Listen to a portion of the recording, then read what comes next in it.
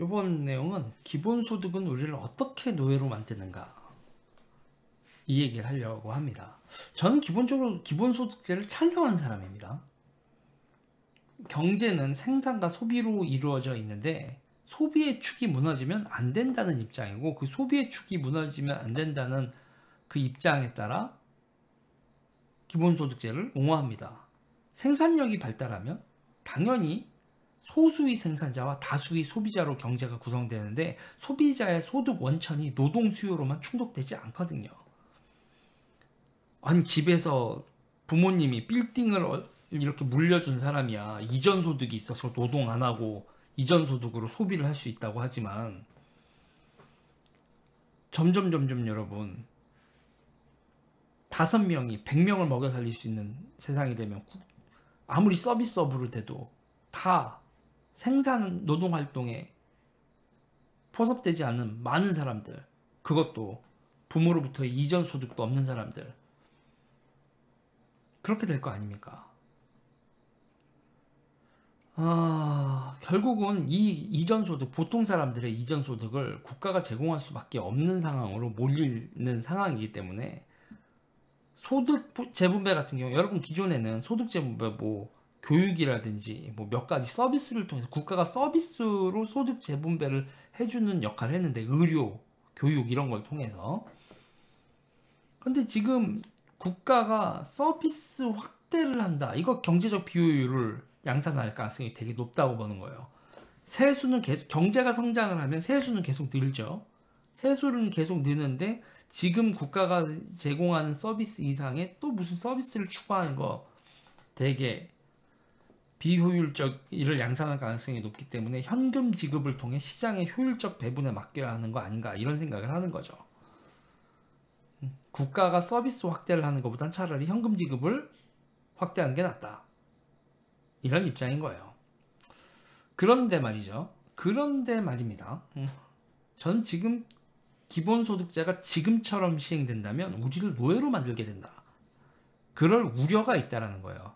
지금 코로나 상태에서 이 기본소득이라든지 구제금융들이 어떤 방향으로 잘못 돌아가고 있냐면, 일단 기본소득 이런 거를 제공하는 소스가 국가가 국채를 발행을 하거나 발권력을 쓰는 경우, 돈 찍는 발권력이요, 그걸 쓰는 경우가 많아요. 전 세계적으로. 우리나라만의 문제가 아닙니다. 문제는 지금요, 코로나 이후로 그렇게 찍어낸 돈이 구제금융이라는 이름으로 지출된 금액들이 시중에서 유통되지가 않아요. 한 번 소비하고 몇 번 소비하다가 금융으로 들어가 버리는데, 그 금융에 흘러 들어간 돈들이 자산시장에 투입됩니다. 금융으로 흘러 들어간 돈이 노동, 생산, 소비와 전혀 상관없는 주택담보대출, 주식담보대출, 파생금융상품, 이런 식으로 흘러 들어가서 자산 가치를 부풀린다는 거예요. 그러니까 금융이 기업에 투자하고 생산시설에 투자하지 않고 자꾸 금융상품에 투자하는 게 지금 가장 자본주의의 큰 문제예요. 왜 거기서 문제가 발생을 하는지 보세요. 이렇게 되면 소득이 정체되고요. 은행이 뭐 대출해줘서 새로운 걸 뭐 한다, 뭐 새로운 기업을 한다, 뭐 이렇게 하는 게 아니라 계속 자산 가치를 높이는 방향으로 되니까요. 사람들의 소득은 정체되고 자산 가격이 폭등해요. 그러면 자산을 가진 소수의 소득이, 그 사람들도 지대를 얻게 되죠. 그러면서 자산소득이 전체 노동소득하고 자산소득에서 자산소득이 점점 올라가고요. 그리고 이 소득에서 상위 20%의 소득이 2차 세계대전 때는요, 여러분 2차 세계대전 끝나고 나서는 40%를 넘지 않았어요. 40% 내외였는데 상위 20%의 소득이 지금 60%를 넘어가고 있습니다. 더 심각한 건요, 상위 1%가 우리나라 경우 11.4, 상위 10%는 43%를 넘어가고 있어요. 그런데 이런 추세, 양극화가 가속이 붙고 있죠. 이 양극화가 가속이 붙는 가장 근본적인 이유는 금융이 자산 가치만 올리기 때문이에요. 그리고 자산 소득은 늘어나고 노동 소득은 정체되어 있기 때문입니다.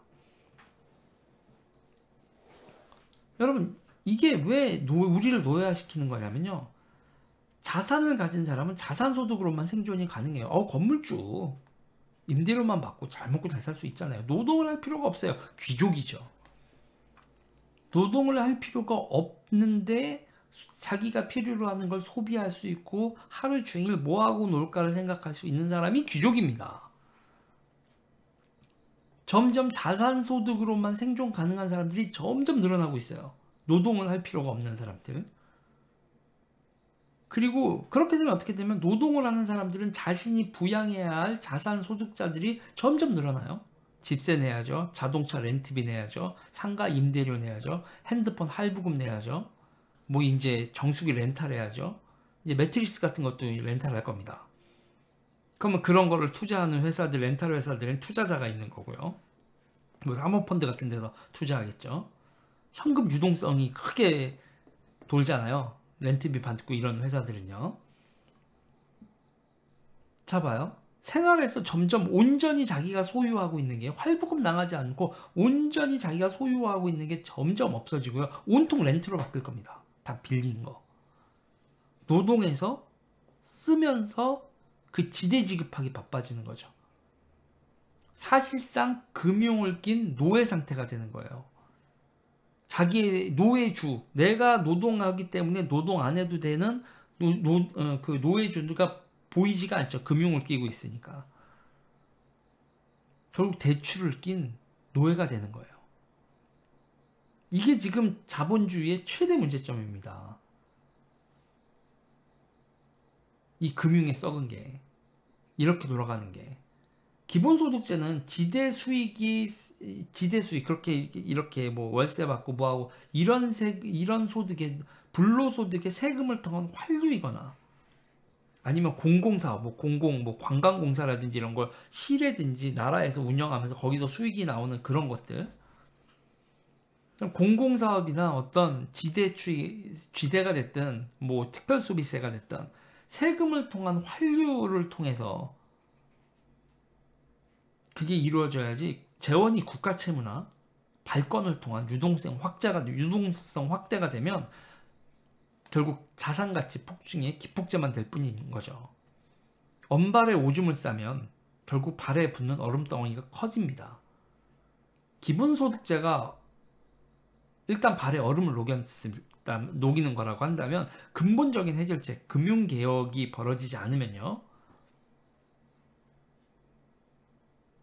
그 발을 얼어붙게 하는 그 근본적인 원인인 이 금융개혁이 이루어지지 않으면 기업 투자를 외면하고 단기 수익에 혈안이 돼서 금융에 투자하는 이런 형태, 이게 자산 가치를 계속 폭증시키는 이 문제, 금융의 문제를 전 세계적으로 개혁하지 않고, 그리고 국내적으로도 개혁하지 않고, 그리고 그 금융에 달라붙어서 수익을 추구하는 사람들이 점점 많아지고 이런 식으로 돼버린다면 금융이 다이어트하지 않고 지금의 자본주의가 쭉 나간다면요. 그럼 이 자본주의는 붕괴하는 거죠. 그리고 기본소득제도 언발에 오줌을 계속 넣을 뿐 점점 얼음덩어리 커지고. 자, 기본소득제 좋습니다. 저는 기본소득제 근본적으로 반대하지 않는데, 기본소득제를 주장하시는 분들은 이 기본소득제와 함께 쌍으로 붙어서 해야 될 얘기가 하나가 있는 거예요. 금융개혁. 금융개혁을 얘기하지 않고 기본소득제만 얘기를 하면 뭐다? 생각이 없거나 양아치거나. 여기까지 하겠습니다.